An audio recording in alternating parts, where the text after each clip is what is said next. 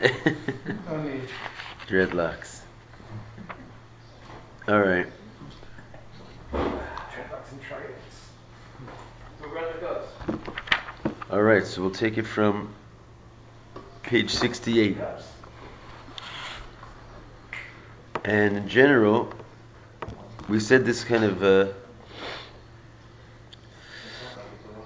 idea we were going for yesterday is that in order to elevate the Nefesh HaBahamis, let's go back in the first year, right? How was it? How we were on such a low level? How were we able to start turning around and working on ourselves? So it says the revelation at Yetzias Mitzrayim was not because we weren't vessels for it, right? Because we were on such a low level, it didn't come into us, and we didn't really receive it in the sense that we were able to internalize it. But one thing that we did get out of it is that it empowered us, right? That from that day on, we started counting 49 days, and the only reason we started counting 49 days is because of that first day. In other words, it gave us such a uplift. Again, we didn't get it, but it started to move us. It started to give us the impetus to change and the empowerment to change for all of our midos. All 49 days was a result of being motivated to change by that one experience, to the point that we got Shavuos, Matan Torah, we were refined and able to receive it when it happened again. So we're saying really that happens every single year. And the same exact level of holiness comes down on Pesach. And that's why you could read it all in the one pasuk. Usfartim lechem macharas haShabbos, right? Usfartim lechem can mean you shall count from the day after Shabbos, but Sfartim lechem can also mean what? Shine, right? Which means shining is the idea of shining up your nefesh habahamis. The whole idea of changing yourself. How are you able to do it? Only from the power of macharas haShabbos, right? That's what it says. Usfartim lechem. You shall shine yourself. How? You'll say, how can I get so low as to be able to affect like an unwilling partner who's not able to change it, is like nothing going with him? How are you going to speak to the Nefesh Bahamas? You need a huge, huge light, right? That's from completely beyond the whole Seder Ishtalshlus. Because basically, right, and this is what's called Mimacharas HaShabbos. The day after Shabbos means the level beyond Shabbos. So only if you reach to a level beyond Shabbos can you actually inspire and uplift and motivate to change the lowest levels. Why is Shabbos not enough? Like the level of Shabbos alone not enough? Because we said Shabbos is connected with the Seder Ishtalshlus. Even though it represents the shleimus of the Seder Ishtalshlus, the perfection of time, right? But it's still associated with time.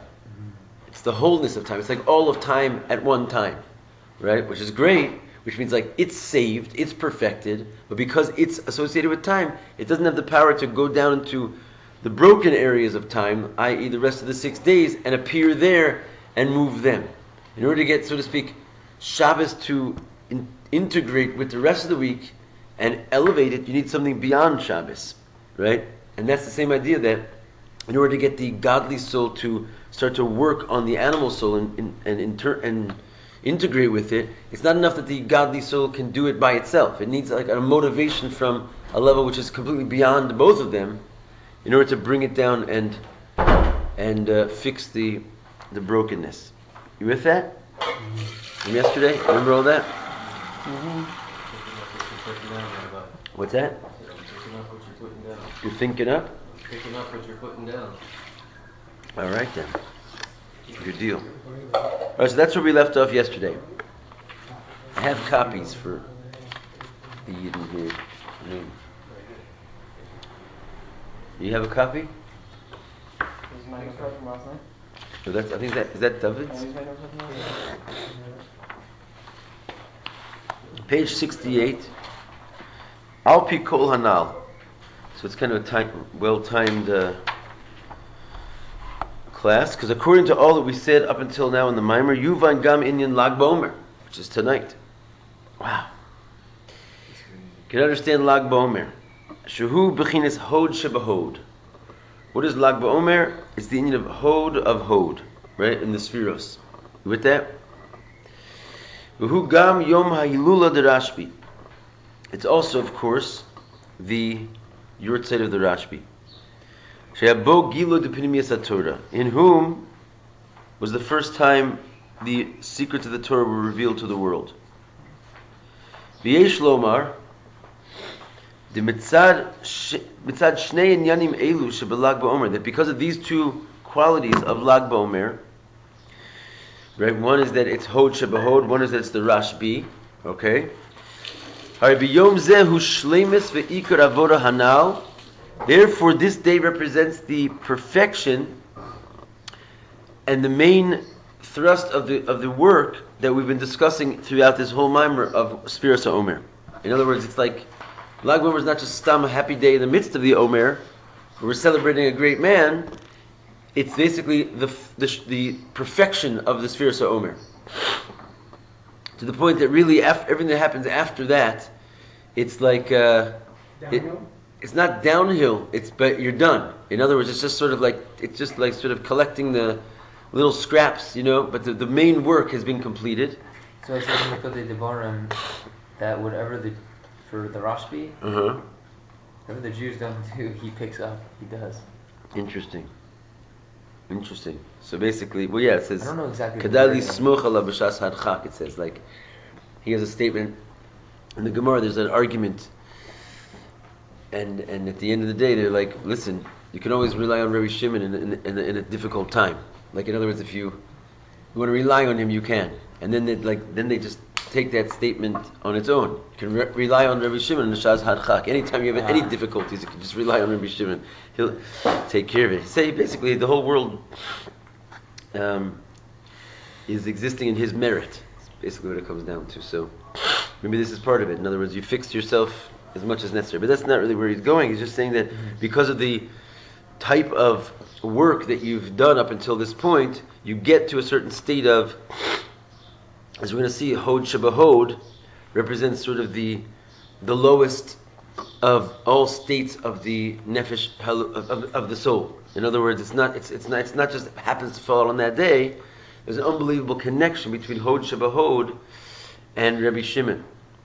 And basically, we'll get to it in 1 second. So he's saying that this day represents the completion of the work of the Mishacheni Acharecha Narutza Haviyani Amelech Hadarav. This whole process that we've been working on since the beginning of Pesach, right?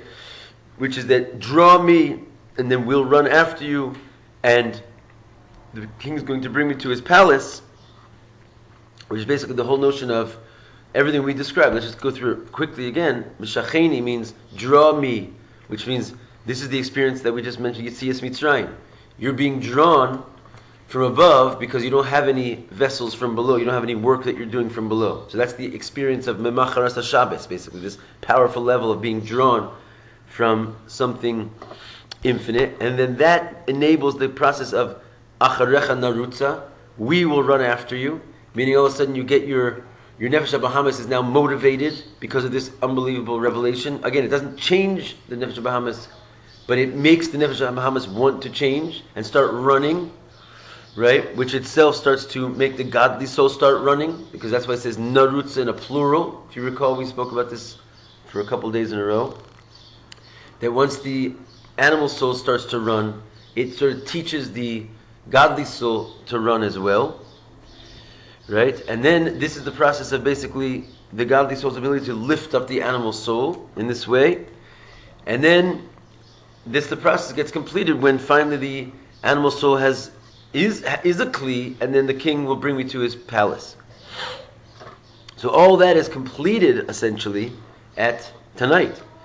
Masha alidei bira nefesh bahamis, this that through the refinement of the animal soul, boim el hagiloi, you come ultimately to the revelation of Ana Nafshi Ksavis Yahavis. You come to the Anochi of Matan Torah, which is also, as we said, an acronym for I wrote my soul down and gave it to you. And that's basically Haviyani Hamelech Hadarav, the king finally brings you to his chambers. You've made a kli to receive the revelation. That's where that culminates in tonight? The whole process is basically, because in a certain sense, even though that process is referring to Shavuos, right? But really, there's like a mini Shavuos tonight. Why? Why is it a mini Shavuos? We got the Torah. We got the Panimius Torah, right? Today is the Moshe and the Rashbi are known Yes, sir. collectively of bringing the revealed Torah and the Pnimius Torah. So it's like a time Matan Torah in tonight. So in a certain sense, even the whole idea that we are now full and we made all the vessels necessary to receive the final revelation, it's also tonight. In other words, like I'm saying, I think he's going to go into it kind of in detail himself, but in general, I'll just say outside for a second. No, he's going to mamash go into it right now. Okay. In other words, what does it mean that we've completed it? What's so special about Hod Shebahod? That it represents basically the end of the Sphira to the point that we're already having Matan Torah. Because tonight everybody gets their Matan Torah for Pnimius HaTorah for the whole year, which is extremely significant. Understand, when Shavuos happens, what's the word? That the Torah is given every year, right? Which means that there's a whole, what does it mean the Torah is given every year? However much Torah you're going to internalize this year is basically all given to you at one shot in Matan Torah for you to unpack and learn until next Shavuos, right? So if this is also called Kabbalah Satorah, but for Pnimius HaTorah, for how much more so? This is like the real Matan Torah. In other words, the inner dimensions, the secrets of the Torah, the real purpose of the Torah, we receive tonight. So the whole year's like measure of Pnimius HaTorah is granted to you tonight. What enables us to be meriting suddenly to be able to receive the Torah? We said up until you don't receive the Torah until you make all your vessels and turn over every midah, so you're now a kli for it. So obviously we've finished that work to some strong degree if we are receiving the Torah tonight. So what is it about Hod Shebahod that completes that?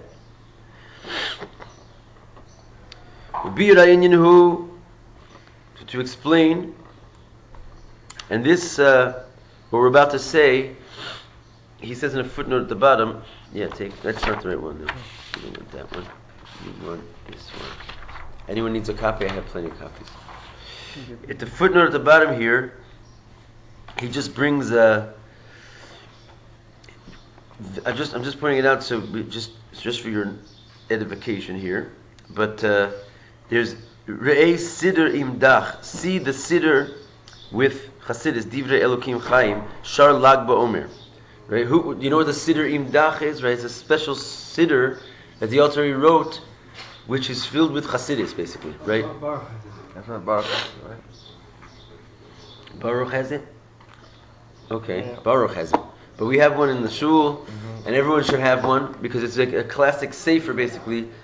You know, it's amongst, like, you know, you talk about the Alter Rebbe has the Balatanya, and it's on such a level of Likutei Torah, Torah Or, the Siddur. He organized it? He wrote it. In other words, it's just his Siddur, but in the midst of the Siddur, every few pages, you know, so let's say, for example, you turn to the page of Lag BaOmer, there's a page of Lag BaOmer and then a 25-page mimer about Lag BaOmer. Turn to like the Inyanim of Shavuos, so he like goes through all the davening. But like the Baruch Shamar, for example, has considers on that. Exactly, like Dafka. You know, again, it's not like a running commentary on the words of the Siddur. It's not like a Rashi, but it's like basically it's just a collection of his maimarim on everything having to do with the Siddur. And the Siddur is basically everything, because in the Siddur it talks about Pesach and Shavuos, you know, all the holidays. Yeah. Despite the fact it also obviously goes through the davening. Do you have that in English? I don't know if they made it in English yet. That could be our project. But the point is that this Lag BaOmer Mimer in there is an unbelievable classic, because basically he just breaks down in the depths of the depths what is, you know, the Rebbe is going to speak about it, but Kitzer over here basically, but it's a couple dozen pages over there. Anyway, whatever, maybe it's going to be Lag BaOmer, we're going to spend a lot of time learning. That might be the sefer to turn to. Just letting you know that it's there at least is already, I couldn't go on without that. So, anyway, over there, he explains the inyan of Hod Shebahod. Most of that mimer is basically discussing the concept of what is Hod Shebahod. And he says, More al tachlis ha-yerida. Hod Shebahod actually represents the lowest possible level that one could be on. Dehine binyan hoda sha'adam echad model zulaso. When it comes to what is hoda, like recognizing or acknowledging, right? That one person acknowledges or is modeh to another. Yesh b'zeh beis ofanim. There's two ways that this could happen. V'yuvan ze bedugma v'chacham gadol hanifla. Right? We can understand this by way of example of a great, wondrous chacham. Nifla me'ein kol am b'chachmaso. He's just wondrous beyond any of the people with his wisdom. No one like him. A Rebbe. Hare chacham katan.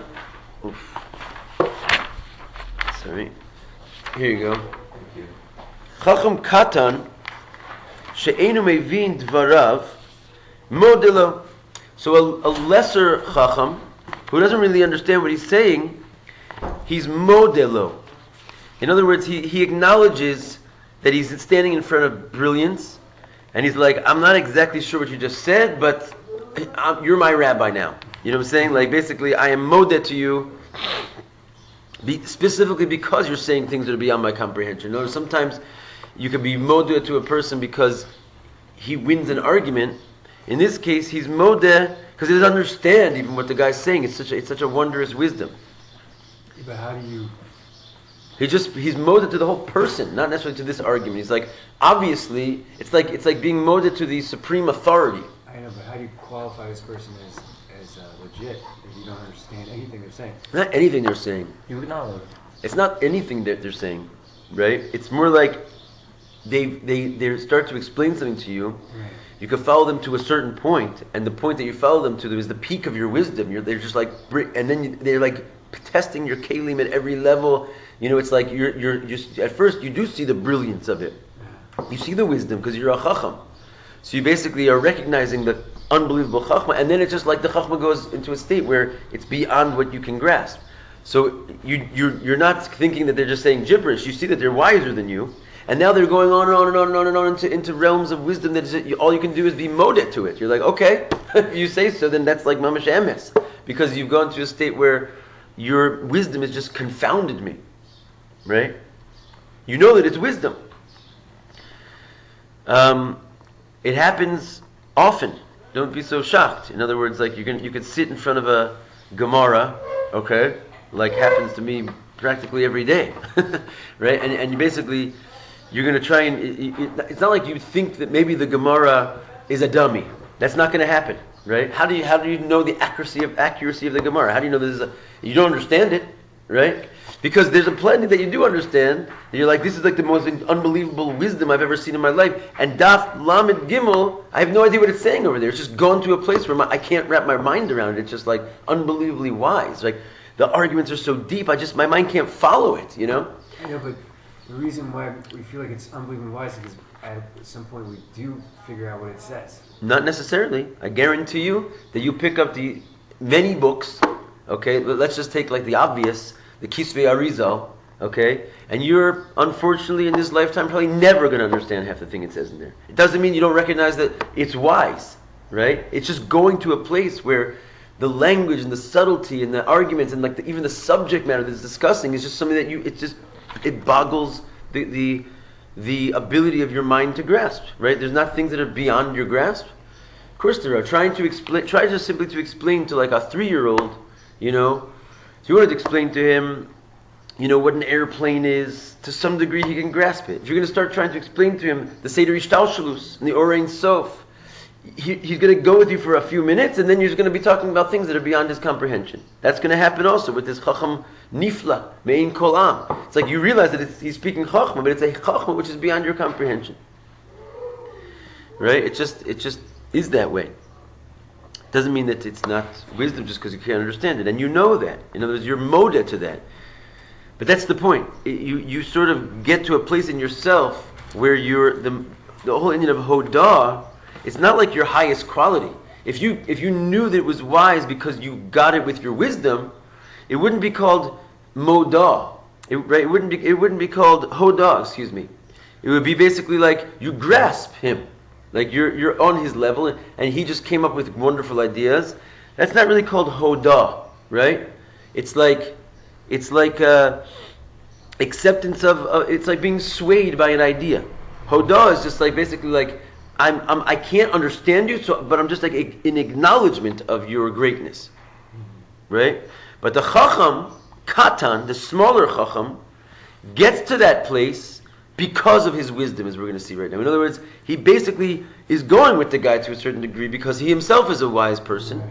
But at a certain point, it confounds his wisdom, and he's left with just acknowledgement. He's not, at the end of the day, that acknowledgement is not out of wisdom. It's out of just like, Right. okay, it's all you. Right, but you're right. But it can't be like to the point of like a guru and someone who doesn't know anything. It's like there can be total manipulation. The guy could just be like, yeah, air and everything is opposite. It could also be called hodah. Yeah. That could also be called hodah. Why not? It's just that that's not the hodah of a chacham. That's a hodah of maybe someone who's not a chacham. Right, that's what I'm saying. Okay, but we're going to get to that also. Yeah. The chacham katan yesh lo bechlal shaychus le'inyan haseichel. Because when it comes to the small wise person, the lesser wise person, yesh lo bechlal shaychus le'inyan haseichel. He has at least a shaychus to intelligence. Mm-hmm. Right? He himself is pretty wise. Aval einu mevin es chachmaso anifla. It's just that he doesn't understand. It's not like he doesn't understand anything. He just doesn't understand the awesome wisdom of the great wise man. But since he is at least wise, this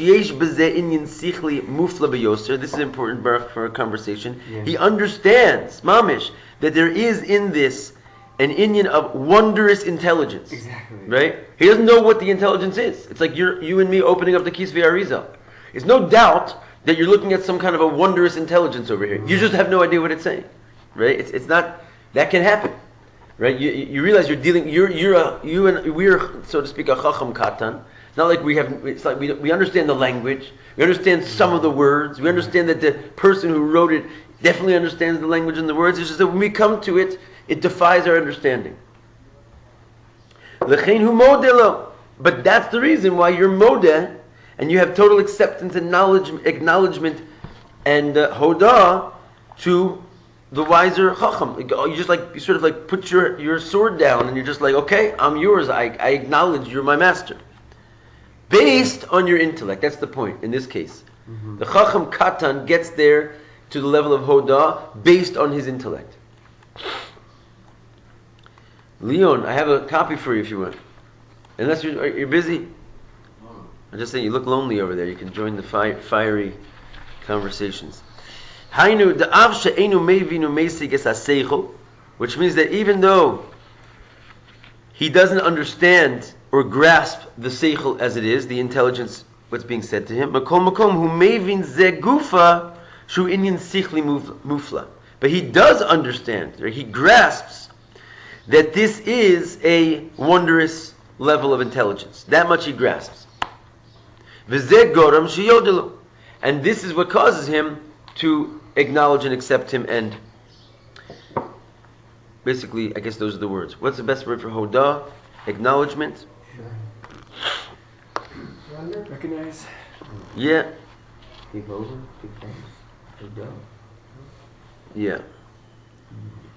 Anyway, so okay. V'zeu inyan midas hod kishla atzma. So what are we describing right now? The general midah of hod. In other words, not hod sheba hod. Just hod, right, is basically in and of itself is already just having a recognition based on some solid foundations why you recognize. Because you're holding by a certain level, and your level has been, so to speak, outdone, and based on the fact that you're holding by a certain level and someone has gone beyond your level, therefore you have the ability to grasp that they're beyond your level. That's an important factor. But here we go to it'll become clearer now. Ach ish pashut, a simple person, who's basically, what does it mean by a simple person? He does not have chachma. If he's not even called a chacham katan, so he's not wise. He's a simple person. Right? Ish pashut hamodeh l'divrei hachacham agado, who he himself is being modeh to the great wise man. But this guy has no shaychus to any seichel. He doesn't understand anything in his own right anyway. Right? This is the important line. It's not shaykh to say that he grasps and understands the wonder of this person's seichel. right? Because how do you really understand the wonder of something? If it's wondrous, you don't understand it, right? So that goes without saying. You don't really ever understand the thing itself that's wondrous. Not even the Chacham Katan understands the wonder. That's the whole point. But how do you understand the one that it's wondrous? Is because it brought you to the peak of your intellect, and it went beyond. So you realize that this is a wondrous intellect. You don't understand the wonder. That's why you're moded to it. But at least you understand that this is an intellect of a breed of intellect which is wondrous because you possess a regular breed of intellect, and this has outdone you. Well, how is that different from the simple man? No, Isn't anything the simple man has no intellect. The simple man has no intellect to begin with. So he doesn't have any intellect to begin with.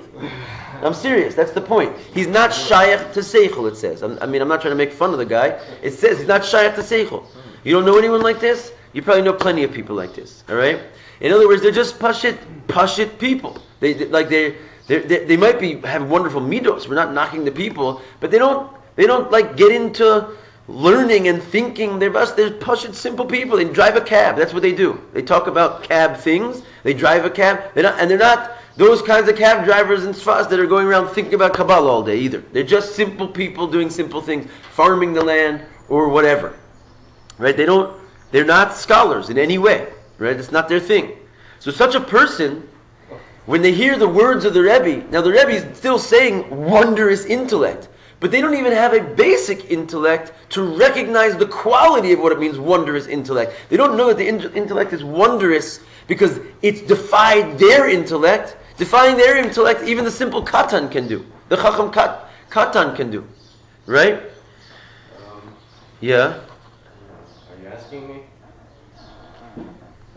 Taxi drivers and farmers I can have conversations with about Torah and stuff. I do actually, and it seems like I can bring them to the peak of their intellect and they can grasp certain key points, and then from there on it's something else. But right, exactly. So you just made a perfect point, right? I don't think there's no one insulting anyone if we don't say that you're a chacham nifla me'ein kol am, right? You're just a regular chacham, right?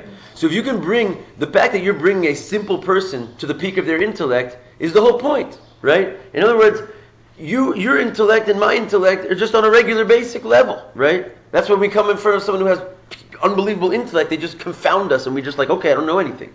So a person who you're already bringing to the peak of their intellect and the simple things that we're saying are confounding them, it's only if they are not people who are basically shayach to seichel, that like with a small amount of like showing them things, you've already blowing their kelim, because they're not thinking about those things all day long. They're not even thinking about those things ever. So when you come with like, they're not apes, they have a brain, they're just not using it very often to like be maskil dvarim.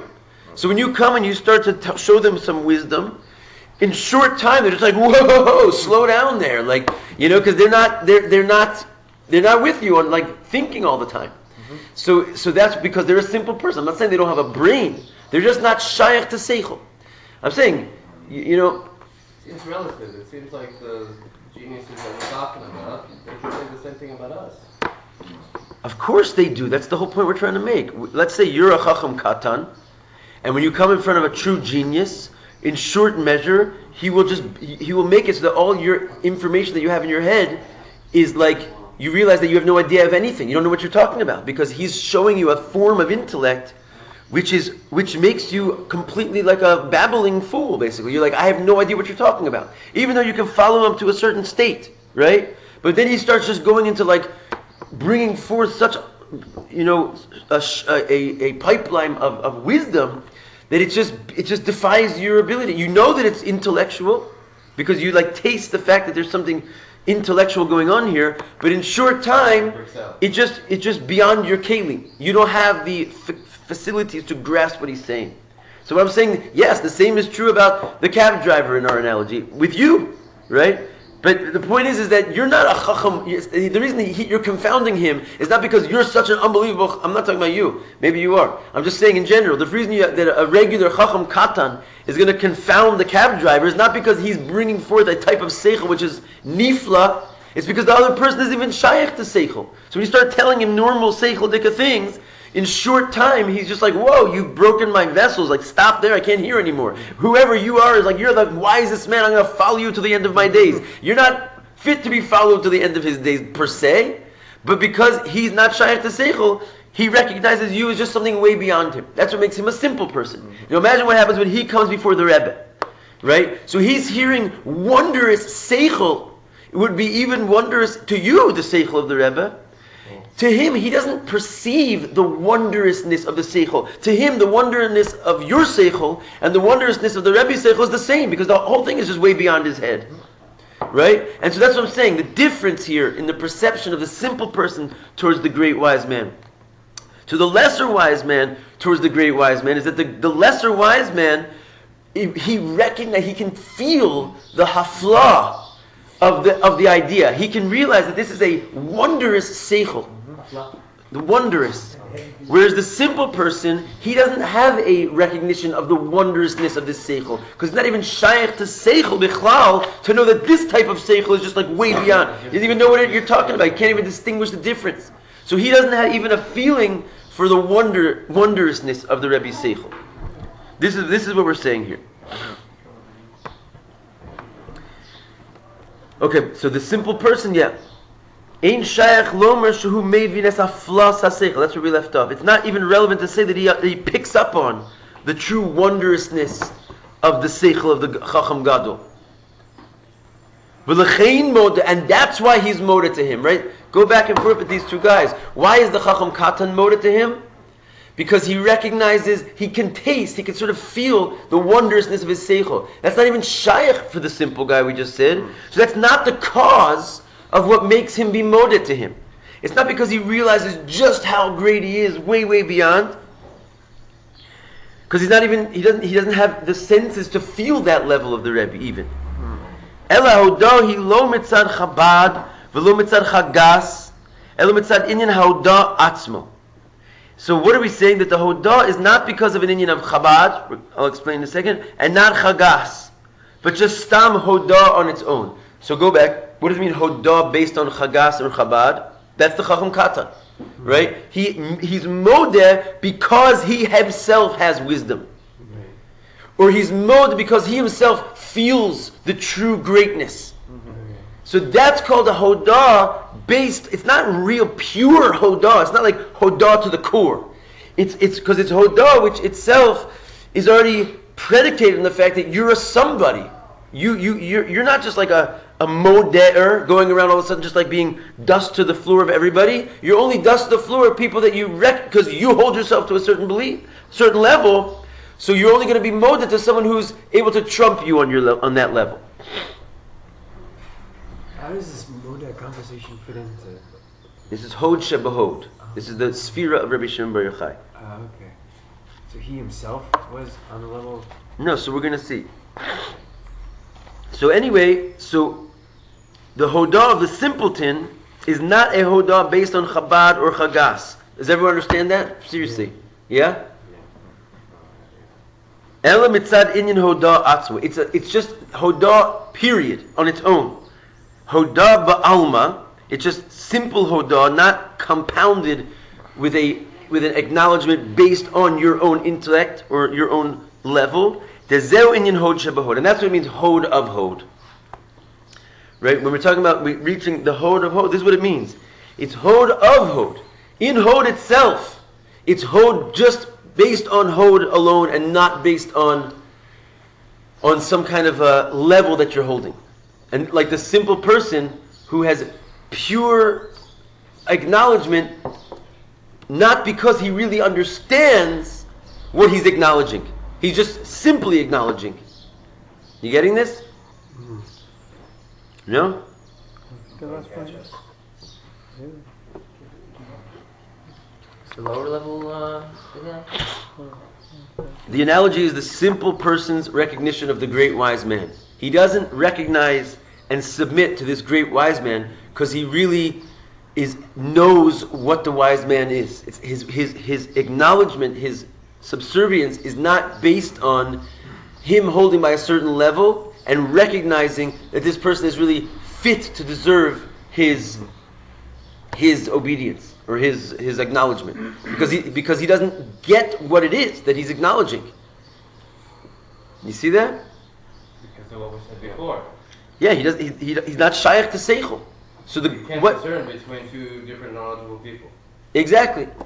Exactly. He doesn't. He doesn't see like the level of genius. He doesn't see that this is the man. Exactly. It's basically, put it like this. It's a level of genius so far beyond what he's capable of that he's not even able to realize why it's so great. He likes it because everyone else does. Not necessarily is it the situation that he's following a crowd or something. You know what it's kind of like? It reminds me of, I'm trying to like cull from different places in Chassidus to understand this. It reminds me of a mimer that we learned not long ago about emunah, when it came to the Indian of matzah. If you recall, we said that there's something called believing that God is in the world. And the analogy of it is from a person whose soul is in their body, right? That the soul is for sure in the body, and the proof is that if the soul wasn't in the body would just be lying lifeless. So the fact that you see the person is animated makes it so that you basically can see the soul, right? The belief in a soul, it's a belief system to believe in the soul to a certain degree, right? Some people say, I don't believe in the soul, whatever it is. But in other words, you can almost see the soul. Because where is this personality coming from? Where is this character that's all of a sudden there today, gone tomorrow?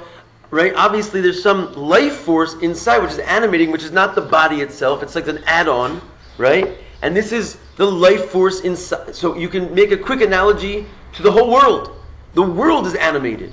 The stars in the heavens are moving. Everything we see is basically has an injection of life, which theoretically, if it would go away, you would think that the body of the universe would just stop working. So it's like you can see God. You can see the motion, motivating force inside of creation. This is a level of seeing God, right? And it's like, but you know what it says, that when it comes to Yiddish, Jewish people, this is not called the belief that we are asked to have, right? Because it's obvious. When you ask a Jew to believe, you're asking to believe in something much, much, much greater than that. Because basically that is something you can practically see. This is like a belief, so to speak, of the non-Jews, right? That it comes, it's like, okay, obviously there's a motivating force, an animating force in creation. It's like you can almost see it just from the fact that it's like you can see that the soul is in your body. You can't see it with your eyes, but you can see it with your mind's eye like that, right? So what is a Jew meant to believe? A Jew is meant to believe that's called mamali kolomi, the light inside the creation. A Jew is meant to believe in sovev kolomi. What is sovev kolomi? That there's an infinite light, which defies even the ability to be contracted into any objects. And in that case, it basically, if it's shining anywhere, it's shining everywhere. If it exists, it's the only thing that exists, because it obliterates the whole ability to be finite. And everything else in existence is nullified inside of that light because it doesn't have any restrictions and it's not able to conform itself to go inside of anything. So it's everywhere and everything at all times. And everything else that seems to exist is nullified inside of it. And this is called the Sovev Kolomim light, which that is what we're supposed to believe in. We're supposed to believe in that there's this, that we're sitting right now in the middle of the Or Ein Sof, that in its perception we are nullified out of existence, okay?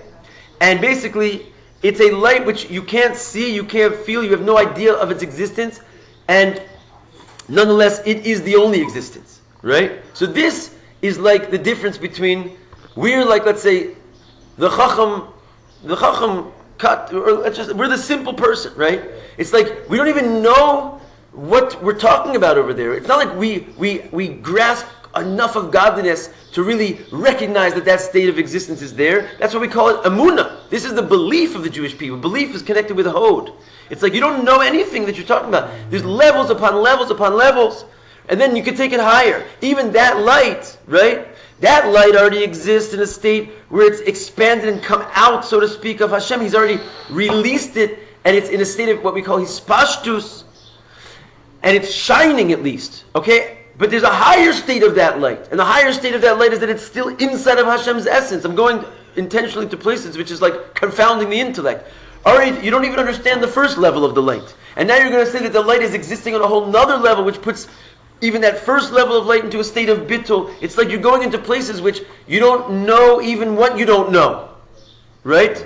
And this is the idea of the simpleton. There's things that are going on they're so far beyond him that he doesn't have even step one to even realize what's going on so far beyond him. Right? And this is hod shebahod. Because there's a concept of acknowledging the simple light that's inside of the world, the first light that we talked about. But that's already a light that I acknowledge that it's there based on my intellect. In other words, it's like, because I'm a big smart guy, and I can make the analogy that just like my soul fills my body, so too God fills the world. So I believe that there's this wondrous thing called God filling the world, but I got there because I understand that. So I'm so to speak acknowledging and I'm modeh to that level of divinity, but it's based on me and my understanding that I know that it's there. Versus being modeh to things that are just completely beyond my comprehension, that if I would actually comprehend them, I would lose my existence because they're the only thing, and it makes everything just one and nullifies all of existence. I can't understand that, and I'm not acknowledging it because I understand something.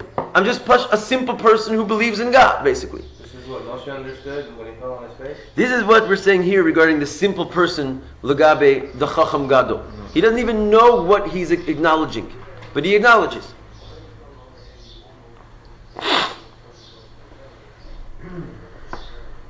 Okay. And this is the inyan of Modim D'Rabbanan. Right? The Modim D'Rabbanan. You know, what's Modim D'Rabbanan? He knows the rabbis. No. You know when we say Modim Anachnu Lach in Shmona Esrei? And you ever look at what you're saying on the other side of the page when the Chazan is saying that? It says on the top, Modim D'Rabbanan. Right? Okay. The Rabbanan added in the Shmona Esrei a special prayer that you say when the Chazan says Modim Anachnu Lach, right? And in there, it's different what they say than what it says in the Shmona Esrei, right? And basically, if you want to take a siddur real quick, you can see it inside. But it says Modim Anachnu Lach, and it goes through a whole bunch of things. It says Al Sha'anu Modim La, right? Which means here actually it's important that maybe check it out outside. We're going to take a siddur. We don't have a lot of time, but.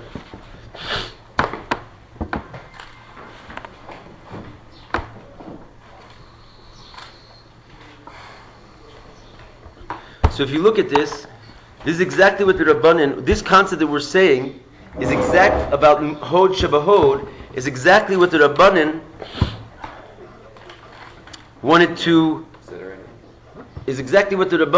to implant into us as how we should perceive godliness. In other words, that we should get to a certain point where we realize our true lowliness before God, and therefore they say Modim Anachnu Lach, and they say Sha'atu Hashem Elok, that basically is of the God of all flesh. You formed us, formed creation, etc., etc.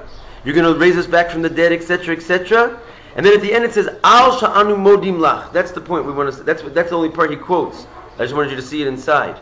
So we are modim to you, Al Sha'anu Modim Lach. We're modim that we're modeh. It's a double hodah basically, and it's exactly what the sages meant here. It's not like he's like fishing around and trying to make drushas over here. This is the exact meaning of the modim of the Rabbanan, that they're trying to say, what are we modeh? We're modeh to this, that, and the other thing, but we're really modeh to the fact that we're modeh to you. In other words, we acknowledge that we acknowledge. Beholden. But just to say we acknowledge on stage one is you could acknowledge, you're not acknowledging necessarily your own acknowledgement. You're acknowledging how great Hashem is. But in the second, if you say you acknowledge that we acknowledge, what you're really saying is I acknowledge that the only like access and that I have of you is acknowledge, is hodah. In other words, I'm admitting that the only parts of you that I grasp is that I can't understand you or anything. I can just admit that you're there. Right? So it's basically this. You understand what I'm saying? Not exactly. But isn't the simple person, like the Aboriginal who sees lightning, understand there's something great? That's acknowledging something without pretty simple people. That's regular acknowledgement, right? Yeah. But the idea is that to come to the acknowledgement that all you can do is acknowledge. That's the point, right? You can come to the acknowledgement that this is great, but you could come, but what we're saying here, the whole point we're trying to make is you're coming to the acknowledgement that you don't even know what this is, that you're acknowledging and accepting the fact that all you can do is accept this because it's just so far beyond your comprehension that to begin with you can't grasp it, right? So I'm acknowledging that all I can do is appreciate this in a way of acknowledgement alone. You see that? Yeah. So that's what it's stated here, basically. Modim de Rabban is the whole, if you look in Gemara of Brachas, you're going to get to it, you guys. That's what it says, that we're modim on the fact that we're modim to you. All these words in the middle basically are like add-ins. You'll see the way that the Gemara brings it. It's like, ultimately, we're modim, we're moda, that we're moda. You could be moda that you're great, you could be moda that you're wise, you could be moda to a lot of things that you recognize. But here we're just moda, that all we can do is be moda. And that's the union of hod shebahod. That's what we're dealing with here. Hodah shebahodah. And let's just go on one more line. I know we're kind of rushing here, but inyan zehu yisod kabbalas ol shebachol ish Yisrael. What does this really come down to? If you're going to make like a description of it, it's the kabbalas. It's the foundation of kabbalas ol inside of every Jew. In other words, what's going to basically keep you in the game at some level of just like being a partner in this religion and in this people versus, God forbid, not, is that the minimum level is that you don't even understand what you don't understand, but I'm in, right? Kabbalah, it's basically, Kabbalah soul is basically, I have no idea what I'm doing. I don't understand the mitzvahs. I don't even understand God. I don't understand creation. I don't understand anything. But I recognize that it's something's good over there. In other words, I don't really know why it's so good. I have no idea. But I'm recognizing it's worthy of me bowing down for and basically acknowledging. If you don't have at least this minimum sphera, this is the lowest of all your spheres. That's the point. We got to the end of the spheres of Omer to a certain degree because there's nothing lower than this sphera. If you go lower than this sphera, you're outside of the framework of Kedusha. In other words, if you're higher than this sphera, then your association with Kedusha is on some level of grasp, right? There's something that you either feel it or you know it, and that's why you're participating. But at the basic, most bottom level, what you have basically is, I'm just with you, Hashem. I have no idea who you are. I don't know why I love you. I don't love you. I don't know you, but I am modeh to you. You are the God. So this is like, if you don't have that, you're out. Basically, it's the final measure of connection point, the lowest level in your soul. So this is the final sphera, as it were, to refine. It's the lowest state. You start off like, let's say, chesed shebechesed. It's like the most primest amongst the midos, at least. It's like the highest of the midos. Your most refined, loving of God, etc., fearing God. You're like, working for God, appreciating God, acknowledging God is already acknowledging that I don't know who you are. I'm not in this game because I get it. I'm in this game because I don't get it.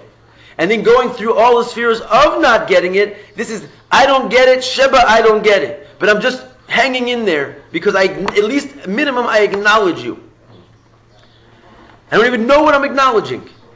So this is the final level, and if you at least have that level, you'll do all the mitzvahs with Kabbalah soul at least. You'll just put the yoke on and do it. If you lose that, you're out. So when you go down to Yeshod, the next one, then you're out of that plane. So what plane do you go to? What is it? So, the thing is that when it comes to Yesod, it's already you turn the tables. In other words, it's not you're out, right? But in the side of the Nefesh Bahamas, let's say, this is already joining yourself. We said before, like Hod is you're sort of trying to fight the battles to maintain your love of Gashmias.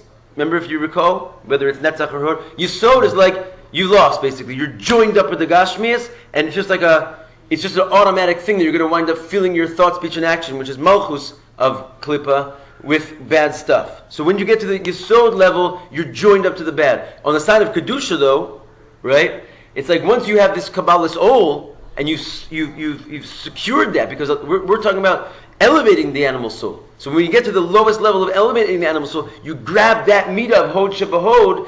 That means that you're now able to also elevate the Yesod and the Malchus, which means basically now that you have it, you have at least the Kabbalah soul.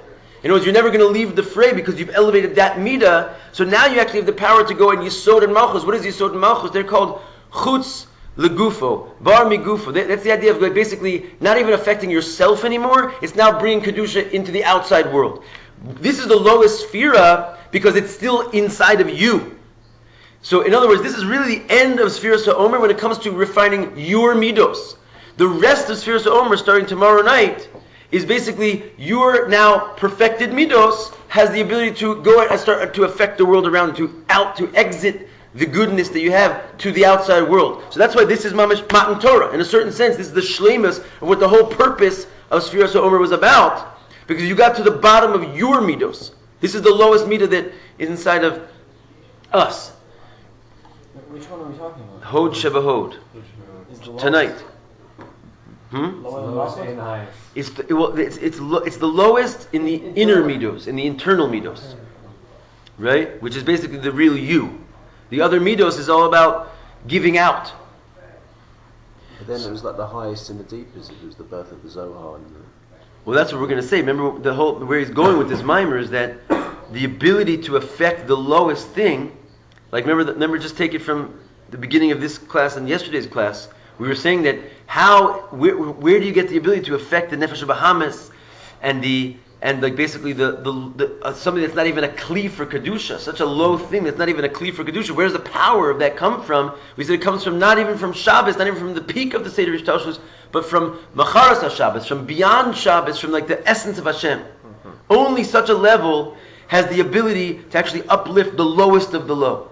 So therefore it comes together that this time when we have to uplift the lowest of the low of ourselves, it doesn't just happen. It happens because the Rashbi comes into the world and brings the Zohar and brings the Pnimis HaTorah and brings like basically the highest day of creation in order to affect the lowest aspect of reality. Like, if it wasn't for the Rashbi and his light, then who said it in the beginning of class? If it wasn't for the Rashbi, like he picks us all up. Because he gives us the basic Hod Shebahod in our neshamas to stay connected to Yiddishkeit. If it wasn't for the Rashbi, we wouldn't be here anymore.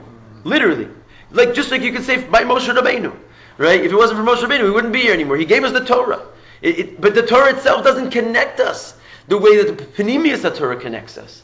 Because the Pnimius HaTorah actually speaks to you that, the Nigla, what? How many Jews would still be religious if all it was you can't eat this, you can't do that. Right? So the whole inner meaning of the Torah, like the godliness of the Torah, which is what basically keeps the Jews at least having the basic Kabbalah soul, that this is godly wisdom. I don't understand it, but I know that it's godly wisdom, or I don't even know that it's godly wisdom, but I know that it's something to acknowledge. This was delivered by the Rashbi, and don't think that it's strange that like an individual does this. Moshe Rabbeinu did it, right? The Rashbi was not a regular human being. Right? You have to understand that you're dealing with a Moshe Rabbeinu, someone who was sent to the world to save the world and give the world like a kiyum and allow it to continue. Otherwise it would have ended. The world would have ended. Right? It said Rabbi Akiva, he lost all of his students. There was no more Torah in the world. So it said he stood up 5 new students and they continued the existence of the world. And amongst them, the Rashbi was on a completely incomparable level than the rest. To the point that they would praise him. He was the Chacham Gadol that we're talking about here. Anyway, so this is... we could have really been talking about this for weeks and weeks preparing for Lag BaOmer, but at least we got a little taste. But we're heading to the mountain tonight. Okay, so anyway, tomorrow there will not be class because we're all going to be who knows where. But there is this, check the schedule. There's going to be a big barbecue for Lag BaOmer for the yeshiva. We do it every year. It's really awesome. And details, I guess, should be announced. But keep yourselves somewhat in cadence so we can share that together. Yeah. Tomorrow?